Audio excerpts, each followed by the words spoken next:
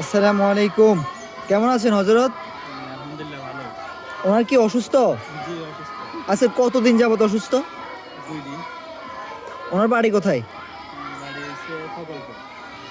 যাক, প্রিয় দর্শক, আপনারা দেখতে পাচ্ছেন এই ছোট্ট শিশুটা আত্মীয় স্বজন মা বাপ ছেড়ে নিজের কিছু ইসলামিক জ্ঞান অর্জন করার জন্য, নিজে প্রতিষ্ঠিত হওয়ার জন্য সব কিছু ত্যাগ করে দিনী ইলম তলাব করার জন্য সে চলে আসছেন মাদ্রাসায় শিক্ষা অর্জন করার জন্য। এখানে উনি আজকে 2 দিন যাবৎ জ্বরে অসুস্থতে ভুগতেছেন।